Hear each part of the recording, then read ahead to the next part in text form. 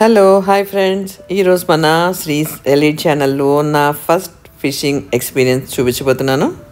ఈసారి నా ఫ్లోరిడా ట్రిప్లో చాలా విశేషాలు ఉన్నాయని చెప్పాను కదా.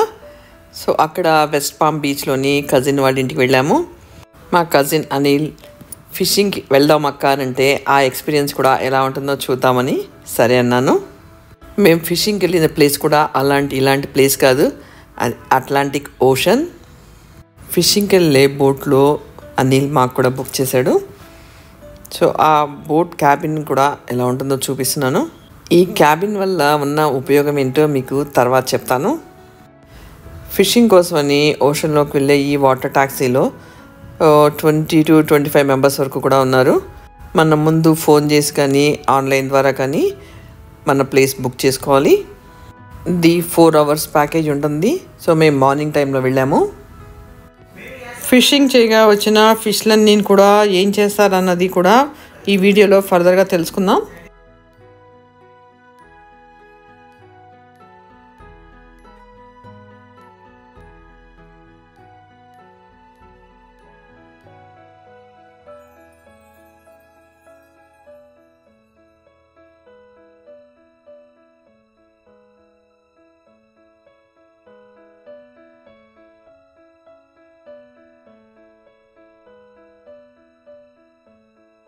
ఈ వాటర్ ట్యాక్సీ ఓషన్లోకి వెళ్ళటం స్టార్ట్ అయింది. అప్పుడు మనకి కనిపిస్తున్న వ్యూ చూడండి. ఓషన్కి బార్డర్లో ఉన్న పెద్ద పెద్ద హౌసెస్ చూడండి. ఆల్మోస్ట్ ప్రతి ఇంటికి ఒక బోట్ ఉంది. ఇవన్నీ కూడా పర్సనల్ బోట్స్.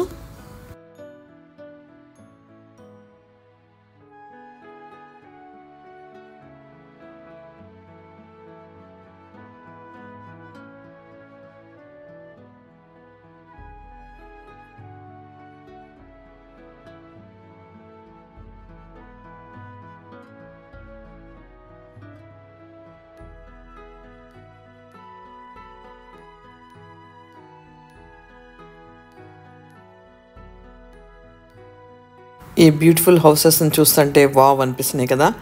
దాని ముందు వాళ్ళ పర్సనల్ బోట్స్ నాకైతే ఆహా అనిపించింది.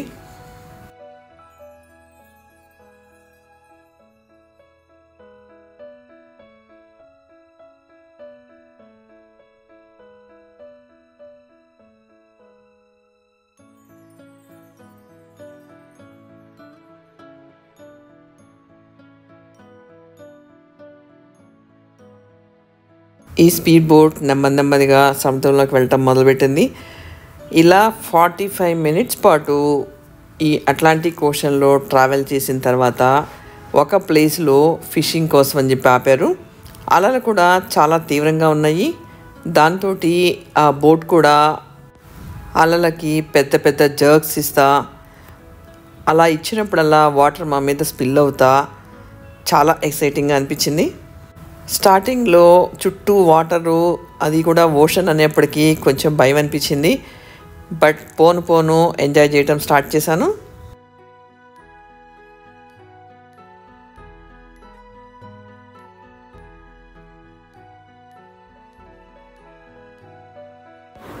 సన్ రైజ్ ఓషన్లోని వాటర్ మీద పడినప్పుడు ఆ వాటర్ తళతళ మెరుస్తుంటే చూడటానికి ఎంత అమేజింగ్గా ఉందో కదా.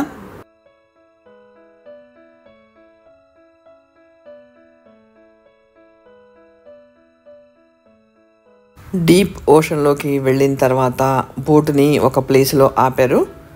అందరూ ఫిషింగ్ చేయటం కోసమని ఒక్కొక్కరికి ఒక్కొక్క ఫిషింగ్ రాడ్ ఇచ్చారు. ప్రతి ఫిషింగ్ రాడ్కి ఒక చిన్న హుక్ ఇచ్చారు. ఆ హుక్కి ఒక చిన్న ఫిష్ని ఎరగా వేసి మనం దాన్ని సముద్రంలోకి వదలాలి. సముద్రపు అలలు తీవ్రంగా ఉండటం వల్ల ఆ బోట్లో కూడా కుదుపులు చాలా ఎక్కువగా ఉండేది. చూస్తున్నారు కదా ఆ ఎరక చిక్కిన చేపలు ఎలా ఉన్నాయో. ఆ బోట్ని సముద్రంలో ఆపిన తర్వాత నేను కూడా ఒక 1/2 hour పాటు ఫిషింగ్ చేశాను. ఆ టైంలో నా ఫిషింగ్ స్టిక్కి ఏదో చాలా పెద్దగా బరువుగా ఉన్నది ఏదో తగిలింది. బట్ పైకి లాగడానికి ట్రై చేసాము. ఆ ఫిష్ ఎరతో పాటు హుక్ను కూడా కట్ చేసుకుని తీసుకెళ్ళిపోయింది. ఈ పెద్ద పెద్ద అలల వల్ల కావచ్చు, నాకైతే సీ సిక్నెస్ స్టార్ట్ అయిపోయింది. దాంతో కడుపులో తిప్పి తలలో ఏదో అవుతున్నట్టుగా చాలా సఫర్ అయ్యాను. ఇంకా నేను ఫిషింగ్ చేయటం ఆపేసి ఇందాక మీకు చూపించాను కదా క్యాబిన్, ఆ క్యాబిన్లోకి వెళ్ళి ఇంకా పడుకున్నాను. మా కజిన్ నన్ను ఆ స్థితిలో చూసి నన్ను కొంచెం డైవర్ట్ చేయగలిగితే కొంచెం రికవర్ అవుతాను అనుకుని పిల్లలకి కాల్ చేసి వాళ్ళతో మాట్లాడించి చేసినప్పుడు కాస్త బాగానే అనిపించింది. మళ్ళీ కాసేపటికి మళ్ళీ తిప్పడం స్టార్ట్ అయిపోయింది. ఆ టైంలో దగ్గరలో ఇంకా వేరే ఫిషింగ్ బోట్స్ కనిపిస్తుంటే మా కజిన్ అదే అడిగాను, వాళ్ళు మనైనా తీసుకెళ్తారా వెనక్కి వెళ్ళిపోవటానికి అని చెప్పి.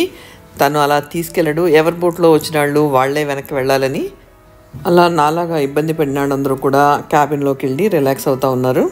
ఈ ప్లేస్ నుంచి వెనక్కి వెళ్ళిపోతామా అనుకుంటే అక్కడి నుంచి ఇంకొక 15-20 మినిట్స్ పాటు ఇంకా డీప్ ఓషన్లోకి తీసుకెళ్లారు. అక్కడికి వెళ్ళిన తర్వాత అక్కడ కాసేపు ఆపి మళ్ళీ అక్కడ ఫిషింగ్ చేయమన్నారు. ఆ టైంకి నేను కొంచెం సెట్ అయ్యాను. సో మళ్ళీ ఫిషింగ్ చేద్దామని వెళ్ళాను, కానీ నాకైతే ఏ ఫిష్ కూడా పడలేదు.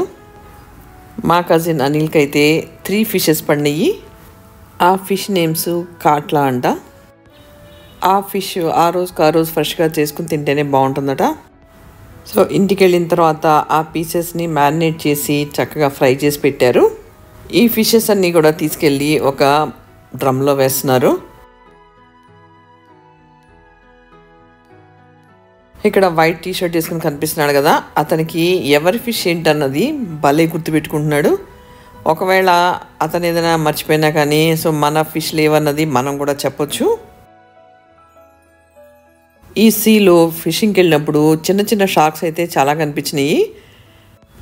ఫిషింగ్ టైంలో ఫిష్ బదులు షార్క్ కనిపిస్తే కనుక వాటిని వదిలేయమన్నారు. లైఫ్లో నాకు ఇదొక wonderful experience. Okay, sea sickness effect కాకుండా ఉండుంటే ఇంకా ఎంజాయ్ చేసేదాన్ని.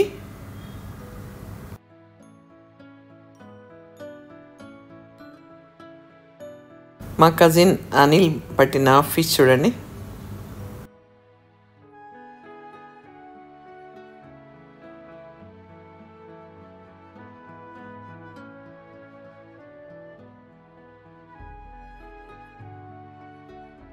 కొంచెం సేపు ఫిషింగ్ చేసిన తర్వాత మళ్ళీ సీ సిక్నెస్ స్టార్ట్ అయిపోయింది. క్యాబిన్లోకి వెళ్ళి పడుకున్నాను. నిద్ర లేచేపటికి బోటు వెనక్కి స్టార్ట్ అయిపోయింది. ఆల్మోస్ట్ బయలుదేరిన ప్లేస్కి దగ్గరలోకి వచ్చేసాము. నా పక్కన కూర్చున్నాడు చూసారా, ఈవిడ నాతో బాధకాన్ని మొదలుపెట్టింది.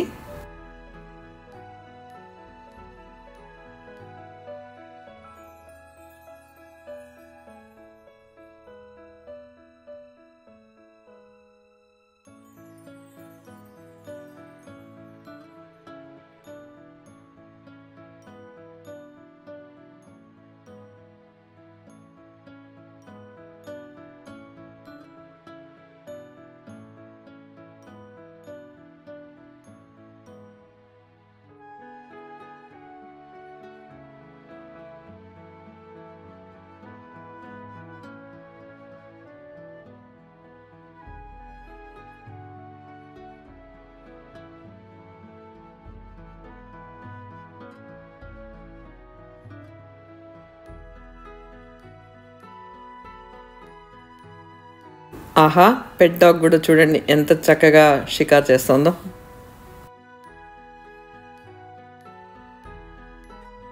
ఈ బోటు వాటర్ ట్యాక్సీ స్టాండ్లో ఆగిన తర్వాత ఆ డ్రమ్లో వేసిన ఫిషెస్ అన్నీ కూడా తీసుకొచ్చి బయట పెట్టారు.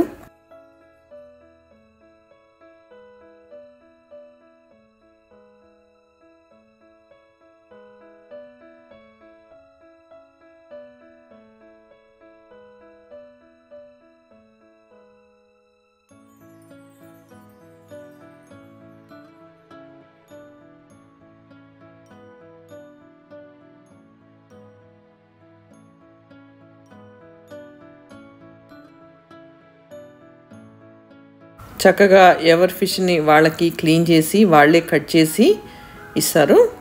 దానికి కొంచెం మనం ఛార్జెస్ పే చేయాల్సి ఉంటుంది. తలా తోకల్ని నీళ్ళలోకి వేసేస్తుంటే ఆ బర్డ్స్ వచ్చి తింటున్నాయి. మీకు ఈ వీడియో నచ్చినట్టయితే లైక్ చేయండి, షేర్ చేయండి, అలాగే సబ్స్క్రైబ్ చేయటం మర్చిపోకండి.